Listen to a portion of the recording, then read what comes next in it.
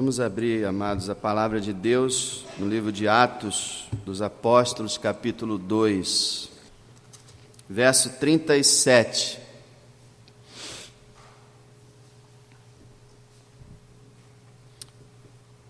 Ouvindo eles isto, compungiram-se em seu coração e perguntaram a Pedro e aos demais apóstolos: que faremos, homens irmãos?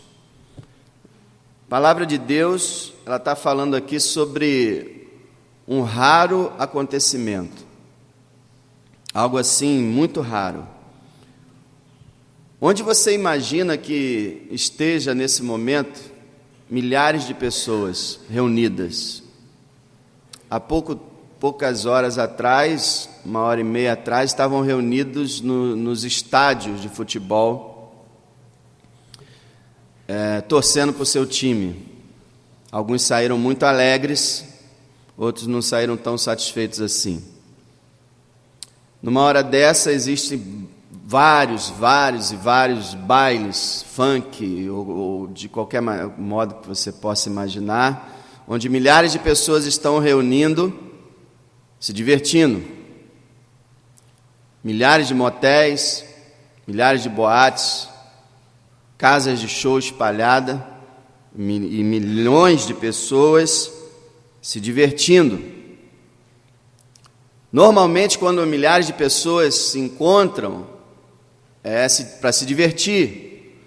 Só acontece de milhares de pessoas estarem aflitas ao mesmo tempo quando há alguma calamidade, como uma enchente, um terremoto, um tsunami. Aí existem milhares de pessoas aflitas. Mas nessa passagem nós encontramos cerca de 3.000 pessoas aflitas. E não estavam diante de uma catástrofe, de uma calamidade. Diz o texto aqui que essas pessoas estavam com o seu coração aflito, compungido, que é apertado, ferido, quebrantado. Essas pessoas estavam assim. Eu fico pensando, até na maior parte das igrejas, pense nas igrejas em toda a face da terra, no momento desse, como é que estão as igrejas? Mais de 90% estão agora se alegrando. É lógico que a alegria cabe, num culto, lógico que a alegria do Senhor é a nossa força, e nós devemos nos alegrar no Senhor. Mas encontra-se milhares de corações feridos dentro das igrejas hoje, ao mesmo tempo.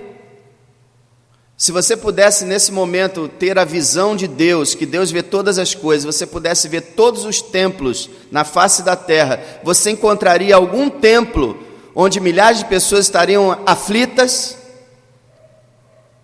Provavelmente não. Ou você encontraria um ou outro.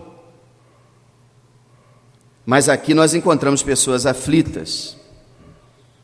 Pessoas que estavam aflitas porque perceberam que haviam cometido um grande e terrível engano. Quem eram essas pessoas? A multidão de judeus em Jerusalém. E eles perceberam que eles tinham cometido um terrível engano nas suas vidas. Tinham cometido um erro muito grave. Muito grave. Qual era? Olha o verso 23. Para quem não conhece a Bíblia, o que tinha acontecido ali? A gente vai ver aos poucos, Eles perceberam um terrível engano. Verso 23. Pedro está falando assim: a este que vos foi entregue pelo determinado conselho e presciência de Deus, tomando-o vós, o crucificaste e matastes pelas mãos de injustos. Pedro estava dizendo que aquela multidão tinha colaborado para a morte do Senhor Jesus Cristo. Se você consultar os evangelhos, você vai ver que Jesus foi levado a Herodes, principalmente a Pilatos, o governador romano, e diante de Pilatos, querendo soltá-lo, planejou o seguinte: eu vou oferecer uma escolha ao povo, e trouxe Barrabás, que era um criminoso, que era um assassino, e colocou Barrabás e Jesus, e disse ao povo: quem vocês querem que eu solte? Eu quero perdoar alguém hoje, soltar alguém hoje, liberar alguém hoje, quem vocês querem? E diz a Bíblia que os principais sacerdotes e os líderes religiosos ficaram no meio do povo, incitando o povo para pedir Barrabás. E o povo, como sempre, na maioria, serve de marionete na mão dos líderes desse mundo, o povo gritou: Barrabás! E a maior parte desses, ou talvez até todos desses 3.000, ou a maior parte, estavam naquele lugar, ou fizeram parte da sociedade que não quis Jesus, mas quis Barrabás. E Pilatos perguntou: mas o que eu vou fazer com Jesus chamado Cristo? E o povo: crucifica-o. E Pilatos: mas o que hei de fazer? Eu vou crucificar o vosso rei. Não temos rei, senão César. E agora Pedro está dizendo para aquela multidão que eles eram culpados da morte de Cristo. E olha o verso 36. Saiba, pois, com certeza, toda a casa de Israel, que a esse Jesus a quem vós crucificastes, Deus o fez Senhor e Cristo. Então, aquele homem que vocês crucificaram, Deus declarou ele o Messias, o Cristo e o Senhor. Então, aquele homem que vocês acharam que era um impostor, que vocês pregaram numa cruz, ele hoje é o Rei dos Reis, está governando e reinando o universo. Então, eles foram tomados de um senso do erro que eles cometeram e de ter sido culpados de um grande engano, rejeitar o Senhor Jesus Cristo. Agora, como que eles chegaram a essa conclusão? Isso tudo que a gente vai ver aqui é muito importante. Como aqueles homens chegaram à conclusão de que tinham cometido um erro? Por causa da mensagem. A mensagem da igreja. A primeira mensagem da igreja. Você que não conhece a Bíblia, essa mensagem foi a primeira mensagem anunciada pela igreja de Jesus Cristo, pelo apóstolo Pedro. Por isso que Jesus falou para ele: eu vou te dar a chave do reino dos céus. Quer dizer, ele iria abrir, inaugurar a igreja, assim dizendo. Ele prega a primeira mensagem, e na primeira mensagem da igreja, o apóstolo Pedro, com ousadia e coragem, denuncia o pecado, o erro daquele povo. E por causa da mensagem é que eles chegaram à conclusão de que estavam errados. E quando chegaram à conclusão, o coração deles ficou aflito. Olha a ordem das coisas. Eles ouviram uma palavra, acreditaram naquela palavra, e aí ficaram afligidos. Eles compreenderam o erro deles não somente pela palavra, a palavra é importantíssima, mas pela poderosa influência do Espírito Santo. Esse Espírito que está aqui hoje, o Espírito Santo de Deus, que está presente em nós e no nosso meio. Olha só o que tinha acontecido. Veja no versículo 1 do capítulo 2, para você entender o que tinha acontecido. Cumprindo-se o dia de Pentecostes, daí surge o nome pentecostal, né? Cumprindo-se o dia de Pentecostes, estavam todos reunidos no mesmo lugar. Todos quem? A igreja, eram cerca de 120. E de repente, veio do céu um som, não um vento, tá? Um som, como de um vento veemente e impetuoso. Então não era o som de uma brisa, era o som de um furacão. Já viu o som de um vento, como ele é poderoso? Quando dá aquelas ventanias fortes, como é poderoso, como é, muitas vezes, assustador, como, assim, demonstra o poder divino. Então, houve esse som poderoso de uma grande ventania, e encheu toda a casa em que estavam assentados. Aquele som encheu a casa. Eles estavam no cenáculo, muito provavelmente, mesmo lugar que Jesus celebrou a ceia. Lá estavam eles. 3. Foram vistas por eles línguas repartidas como que de fogo, as quais pousaram sobre cada um deles. Um grande milagre aconteceu.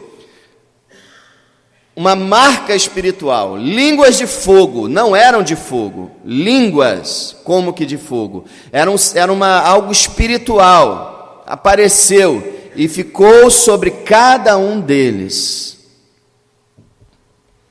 Verso 4. E todos foram cheios do Espírito Santo e começaram a falar em outras línguas, conforme o Espírito Santo lhes concedia que falassem. O Espírito Santo veio, encheu a igreja, e aí eles começaram a falar em idiomas. E o que aconteceu? Como eles foram tomados de uma alegria muito grande, eles saíram do cenáculo e foram pelas ruas magnificando o Senhor, porque o texto diz que eles falavam das grandezas de Deus. Então eles começaram a falar das grandezas de Deus em todos os idiomas, de todas as nacionalidades que o livro de Atos fala aqui. Fala sobre vários países. O dia de Pentecostes era uma festa famosa em Israel, onde judeus e estrangeiros vinham de todas as partes da terra para essa festa. Então tinha gente lá de todo o mundo. Isso foi de propósito, Deus fez isso de propósito. Deus queria logo no início alcançar gente do mundo inteiro. Deus naquele momento estava abrindo a salvação para todas as nações.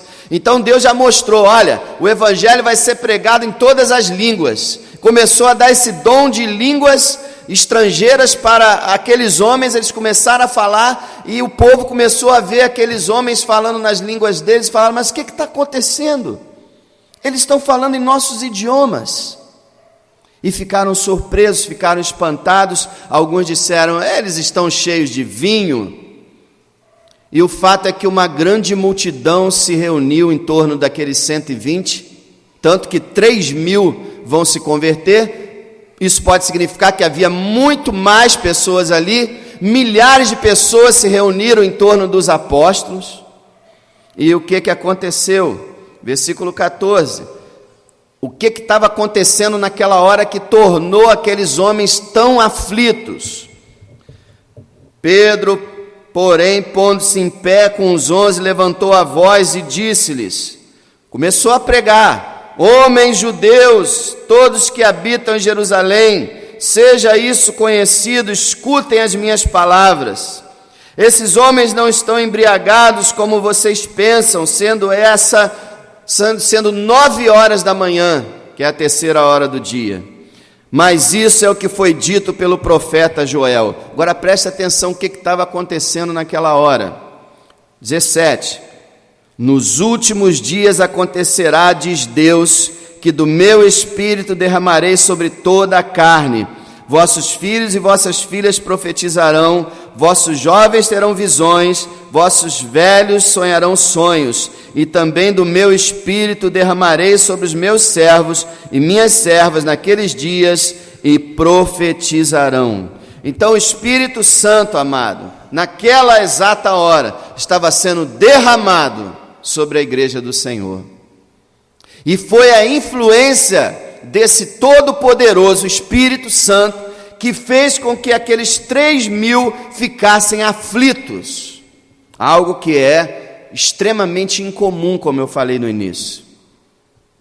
Nunca na sua vida, eu creio que você viu 3.000 pessoas reunidas aflitas, a não ser que você participou de algum dilúvio, de alguma enchente, de alguma catástrofe. Você nunca viu 3.000 pessoas aflitas, e lá estavam 3.000 pessoas aflitas pelo poder do Espírito Santo. Não foi por causa de Pedro, não foi por causa da mensagem. A mensagem é um meio, Pedro foi um meio, mas o que fez a diferença foi o Espírito Santo. Por causa da influência poderosa do Espírito Santo. O que aconteceu com eles? Que eles ficaram aflitos. Eles reconheceram o erro deles.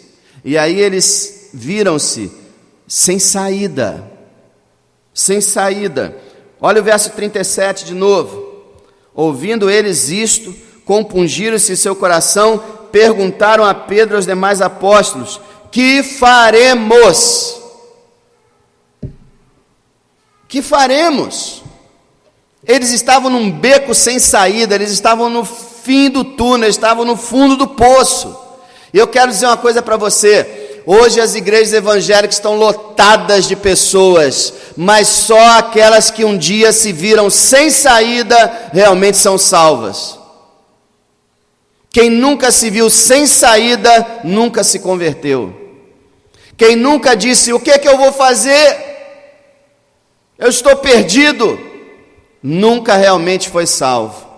Primeiro sem saída, para depois achar a saída. Primeiro ferido, para depois ser curado.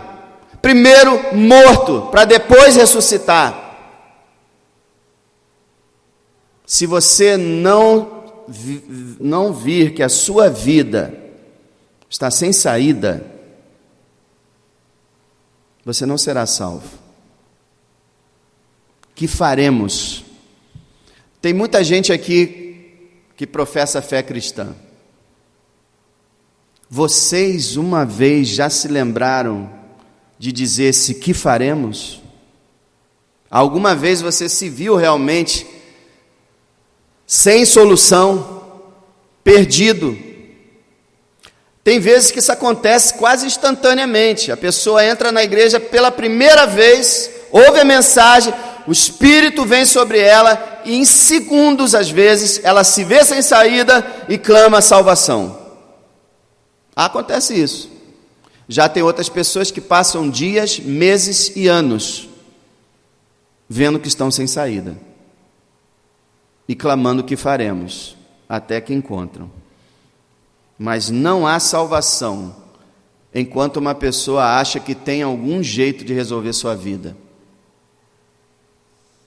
E o que aconteceu? Eles viram que estavam sem saída. Agora olha só que importante. Eles procuraram a ajuda da igreja. Eles procuraram a ajuda da igreja. Olha só, versículo 37. Ouvindo eles isso, compungiram em seu coração, perguntaram a Pedro e aos demais apóstolos: que faremos, homens e irmãos? Eles perguntaram a Pedro e aos apóstolos: que faremos, homens e irmãos? Eles vieram à igreja e perguntaram à igreja o que fazer. E realmente, a igreja é o lugar. Se for uma igreja fiel, é o lugar onde você vai aprender o que fazer. A igreja é o povo de Deus na terra, o porta-voz de Cristo nesse planeta. A igreja não salva, mas a igreja apresenta o Salvador e fala como você pode ser salvo. Então é muito importante você estar na igreja. Tem gente que fala assim: não, eu adoro a Deus em casa. Você adora a Deus em casa sim, mas deve adorar a Deus na igreja também. Venha à igreja, procure uma igreja, esteja na igreja. Louvado seja Deus pela sua vida, porque você hoje está na igreja. Como é bom estar na igreja. Não há lugar melhor nessa terra do que a casa de Deus. E eu não gostaria, eu creio que nenhum irmão aqui gostaria de estar em lugar nenhum agora, a não ser aqui, ou no céu, né? No céu é melhor ainda do que aqui. Eles foram até a igreja. Irmãos, o que nós vamos fazer? E a igreja, louvado seja o Senhor, cumpriu o seu papel e anunciou o caminho da salvação. O que a igreja não tem feito, muitas vezes nesses tempos que estamos vivendo, essa igreja de Atos fez. Porque, irmão, a igreja não tem que viver pela sociedade, pelo seu tempo, pelo que ela vê ao redor. A igreja tem que retornar ao livro de Atos dos Apóstolos. A igreja tem que fazer o que está escrito na Bíblia Sagrada. Então, graças a Deus, a igreja aqui cumpriu o seu papel e disse àqueles homens o que eles deveriam fazer.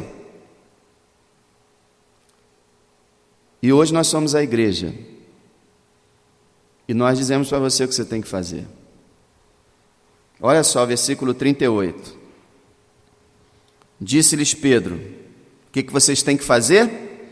Arrependei-vos, e cada um de vós seja batizado em nome de Jesus Cristo, para perdão dos pecados, e recebereis o dom do Espírito Santo. O que você tem que fazer? Se arrependa do seu pecado, seja batizado em nome de Jesus. Isso envolve a fé, né? Outra forma de dizer: creia no Senhor Jesus Cristo, seja batizado no nome dele, e aí você vai receber o perdão pelos teus pecados e vai receber o maior dom que qualquer alma pode receber, o Espírito Santo de Deus. Esse Espírito que está aqui nessa noite pode ser seu, pode entrar no teu coração. Arrependam-se, sejam batizados. Aí ele anima as pessoas no verso 39, porque a promessa vos diz respeito a vós, vossos filhos, todos que estão longe, tantos quanto Deus nosso Senhor chamar. Quer dizer, Pedro está dizendo, se você se arrepender, a promessa de Deus é o seguinte: se arrependa, creia no meu Filho Jesus Cristo, e não importa de onde você é, onde você nasceu, o que você faz, como você viveu, o perdão dos pecados é para você, e o Espírito Santo é para você. Todos quantos Deus nosso Senhor chamar, e hoje Ele está chamando. Se arrependa, você será perdoado, e você vai receber o Espírito Santo. E no versículo 40 ele fala: e com muitas outras palavras isso testificava e os exortava, dizendo: salvai-vos dessa geração perversa. Então Pedro estava lá com muitas outras palavras. Você imagina que ele pode ter ficado ali horas, pregando, exortando e dizendo: meus amigos. Testificando significa dando testemunho, e exortando significa que ele ficava apelando, ele ficava ali chamando a atenção das pessoas e dizendo: salvem-se dessa geração perversa, desse mundo perdido, salvem-se enquanto há tempo, salvem-se. E ele exortava, e ele clamava, ele implorava, ele testemunhava, dizendo: gente, salvem-se. Esse é o papel da igreja, anunciar isso, anunciar esse caminho. E sabe o que aconteceu? Aqueles homens aflitos aceitaram a ordem do Senhor. Olha o verso 41. De sorte que foram batizados na mesma hora, né? Faziam até diferente de nós. Nós aguardamos um tempo. Eles batizaram na hora. De sorte que foram batizados os que de bom grado receberam a sua palavra. E naquele dia agregaram-se quase 3.000 almas. Então as pessoas, olha a ordem, elas receberam a mensagem, receberam a palavra de bom grado, isso é, voluntariamente, com boa vontade, com alegria, com fé, sem dúvida. Receberam de bom grado a palavra, foram batizados e aí se agregaram. Olha o que é a igreja. O que é a igreja? Um grupo unido. Não existe uma pessoa que é membro da igreja de Jesus Cristo que não congrega em lugar nenhum. Isso não existe, não pode ser assim. Quem pertence à igreja de Cristo tem que estar agregado à igreja de Cristo, unido. Foi automático, foram batizados, se uniram à igreja. Quem crê no Senhor Jesus Cristo é batizado, se une à igreja e não consegue mais viver sem a igreja. Não é que a igreja que o salva, quem salva é Jesus Cristo, mas o crente ama os seus irmãos. O crente gosta de ouvir a palavra, o crente gosta de orar, o crente gosta de louvar a Deus. Então o crente ama a casa do Senhor, o crente ama os irmãos.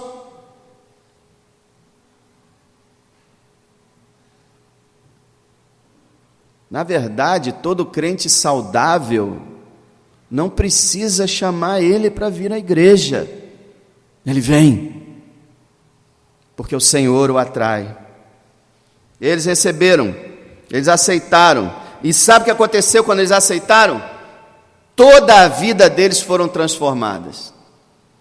E é aí que eu queria te mostrar isso, o que a salvação faz. Aqueles homens, eles seguiam os sacerdotes da época, eles negaram a Cristo, eles quiseram a morte de Cristo. Mas olha agora, verso 42. Depois que eles se agregaram e perseveravam na doutrina dos apóstolos, na comunhão, no partir do pão e nas orações. Perseveravam quer dizer, eles continuavam, eles insistiam, eles estavam ali, sentados, aprendendo a doutrina dos apóstolos, tendo sede e desejo pelo ensino bíblico. O verdadeiro cristão, ele ama o ensino da Bíblia. Estavam lá, perseverantes no ensino, na comunhão, que é o relacionamento espiritual um com o outro, no partir do pão, que é a ceia, e nas orações. Agora olha o restante do verso 43. Em cada alma havia temor, muitas maravilhas e sinais se faziam pelos apóstolos, todos que criam estavam juntos e tinham tudo em comum, vendiam suas propriedades e fazendas e repartiam com todos, segundo cada um tinha necessidade, perseverando unânimes todos os dias no templo, partindo pão em casa, comiam juntos com alegria e singeleza de coração, louvando a Deus e caindo na graça de todo o povo, e todos os dias acrescentava o Senhor à igreja aqueles que haviam de se salvar. Mudança total. E é isso que Deus faz. Quando uma pessoa se converte, há uma mudança radical, uma mudança na base da pessoa. É como se a pessoa fosse cortada e implantada novamente. É como se ela fosse um edifício, fosse demolido e reconstruído. É um novo nascimento. É uma vida nova. Isso também tem sumido do ensino da igreja, o novo nascimento. Sabe por quê? Porque dentro das igrejas tem mais gente parecida com o incrédulo do que gente parecida com o crente. Mas a verdade é que aquele que crê no Senhor Jesus Cristo é uma nova criatura, as coisas velhas já passaram, e eis que tudo se fez novo. Se não há mudança, não há salvação. Há de haver uma mudança. E as igrejas hoje estão lotadas de pessoas que não mudaram nada em suas vidas. Nada. Houve uma transformação na vida deles.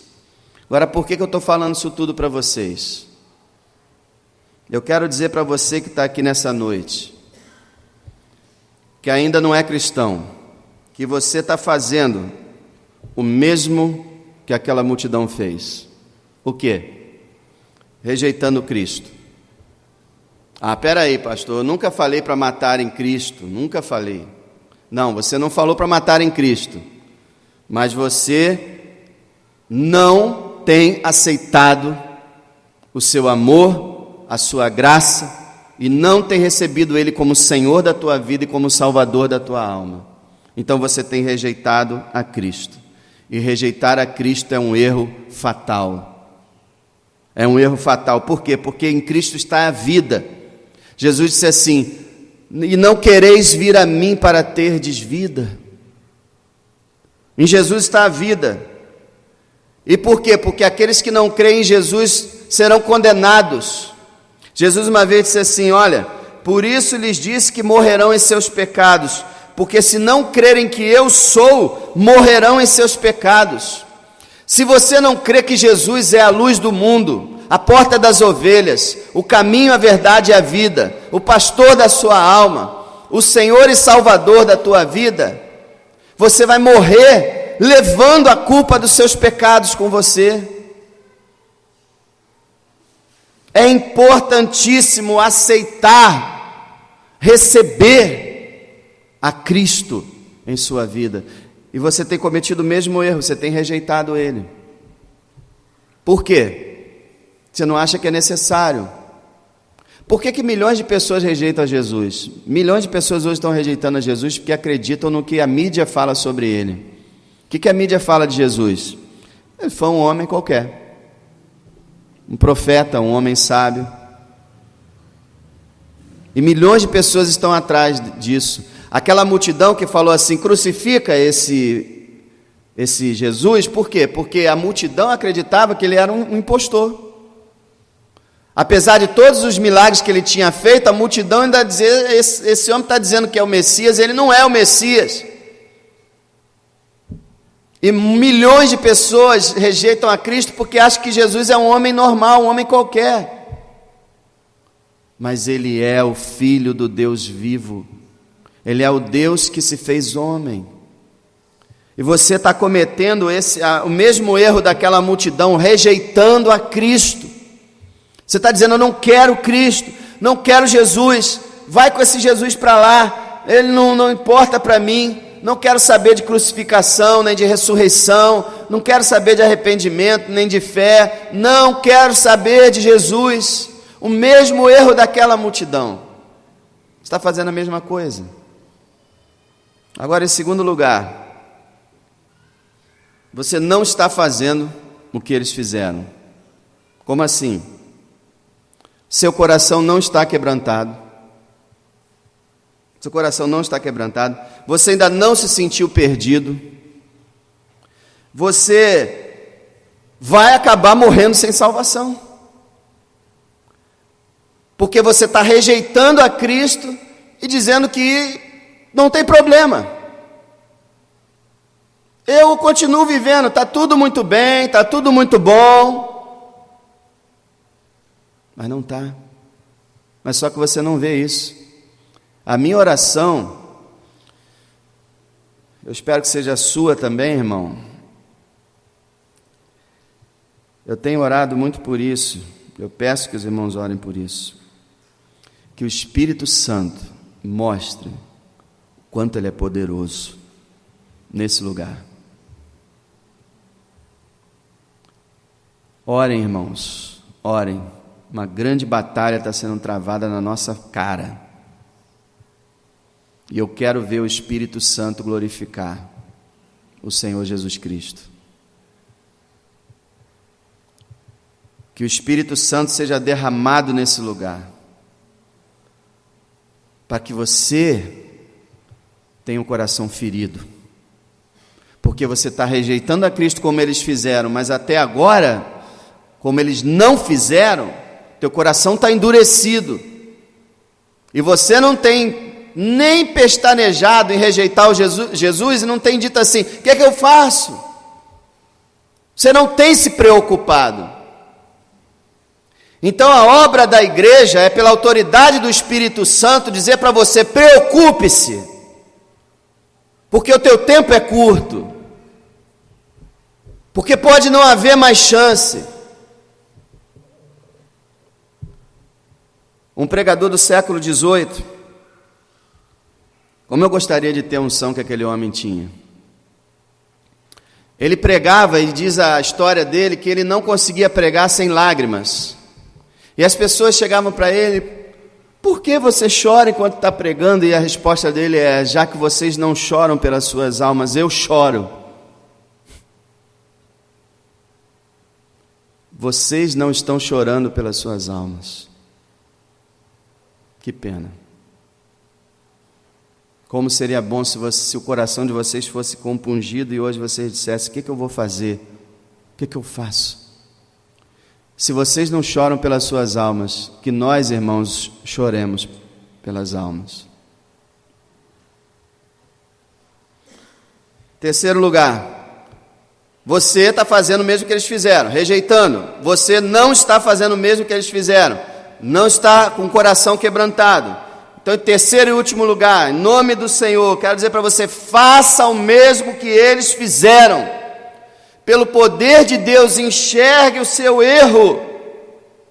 Enxergue que você não pode viver sem Jesus Cristo. Você não pode mais viver sem Cristo. Veja o seu estado deplorável. Que Deus revele para você agora o seu estado deplorável, de perdido, condenado, morto, sob o juízo divino, com a ira de Deus sobre a tua cabeça. Enxerga isso nessa noite, para que o Senhor, com o seu grande amor, salve a sua alma. Porque Deus quer salvar a sua alma, mas Ele só vai salvar a sua alma quando você enxergar. Arrependa-se agora, diz o Senhor. Arrependa-se agora. Me arrepender de quê? Arrependa-se de ter nascido. Porque todo ser humano que nasce rebelde e afastado de Deus. Arrependa-se porque você é humano e todo ser humano é pecador perdido. Arrependa-se agora, em nome do Senhor. Creia no único Salvador, o Senhor Jesus Cristo, e seja batizado em nome do Pai, do Filho e do Espírito Santo. Que o Senhor grave essa mensagem na tua alma. Meus amados irmãos, oremos por um avivamento, oremos por um derramamento do Espírito Santo, porque o Senhor Jesus disse uma vez: ai de vós os que agora rides, porque é a vez de chorar. Muita gente rindo, mas nós precisamos chorar, nos quebrantar, nos humilhar diante de Deus, confessar nossos pecados, pedir o perdão de Deus e chorar na sua presença, e depois chorar de alegria pela bênção que Ele derramará na nossa vida. Chora hoje.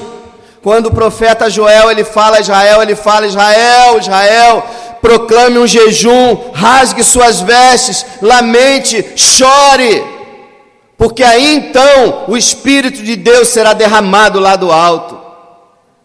Que nós possamos chorar, irmãos, chorar pelos nossos pecados, pelas nossas faltas, pelas nossas omissões, chorar pelas almas que entram nesse lugar e não são convertidas, chorar porque o nosso bairro está entregue às trevas, lotado de igreja, cada esquina tem uma igreja, e o povo está todo perdido.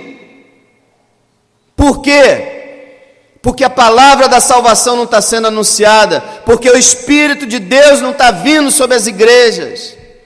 Nós precisamos chorar, irmãos, nós precisamos chorar, nós precisamos clamar. Ai de vós os que agora rides, porque é vez de chorar.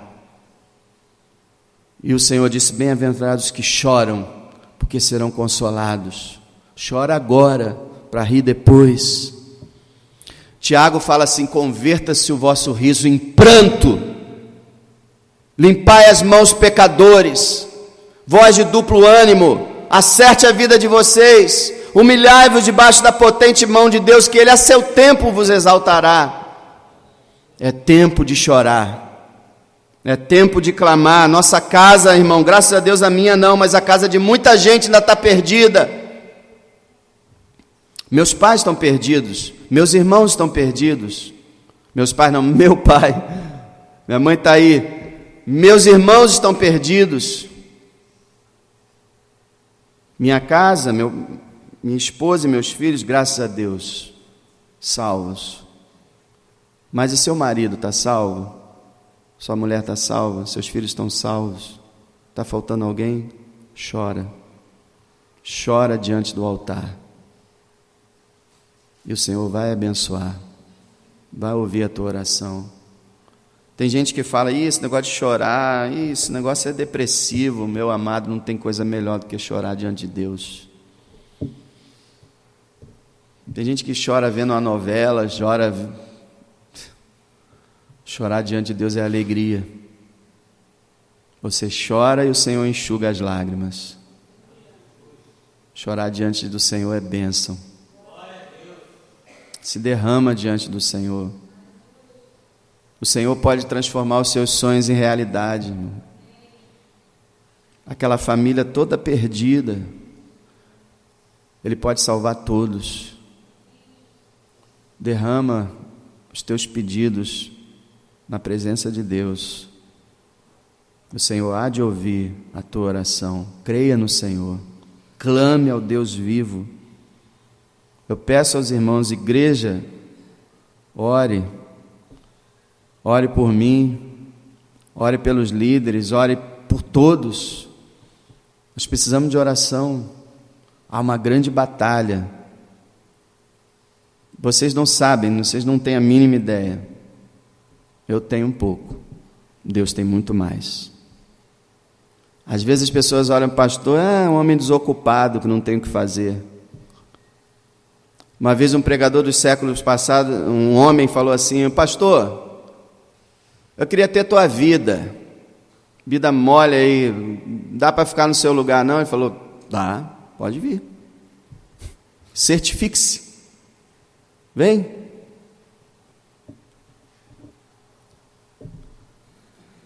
Que nós possamos estar orando, buscando e lutando, porque o diabo ele quer destruir, quer matar, quer roubar. Um texto não sai da minha cabeça.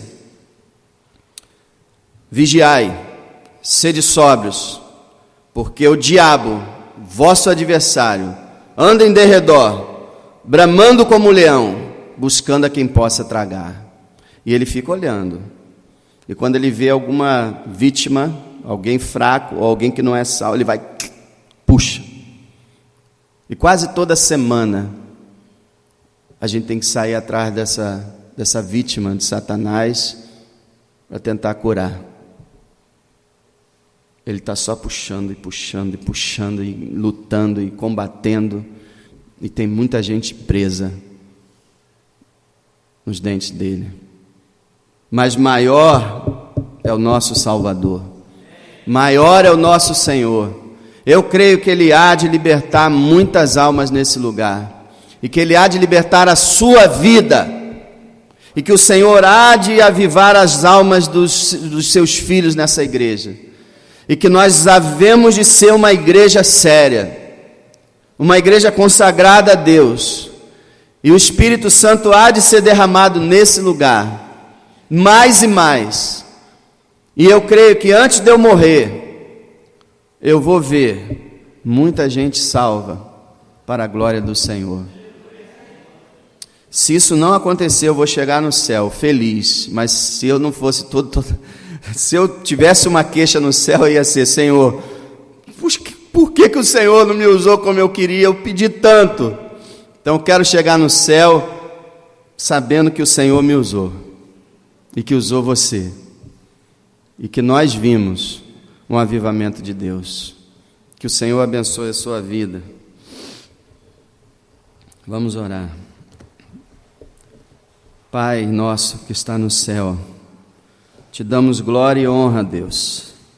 Te agradecemos pela tua presença aqui nesse lugar, por tudo que o Senhor fez nesse culto, Senhor. O Senhor tem feito coisas maravilhosas na nossa vida. O Senhor tem, ó Deus, alegrado o nosso coração, mas também o Senhor tem colocado uma aflição muito grande, Senhor, pelas almas perdidas. Em nome do Senhor Jesus, nessa noite, eu rogo ao Senhor que liberte, ó Deus, toda a vida que está cativa por Satanás. Que nessa hora, Senhor, sejam livres, crendo na Tua palavra e nascendo de novo para a glória do Senhor. Deus, seja glorificado, seja exaltado, seja honrado nesse lugar e para todo sempre, ó Deus. E enquanto a gente estiver vivendo nessa vida passageira e incerta, nesse mundo vil, corrupto, que a graça do nosso Senhor Jesus Cristo, o amor de Deus e a comunhão do Espírito Santo seja sobre nós, hoje e eternamente. Amém.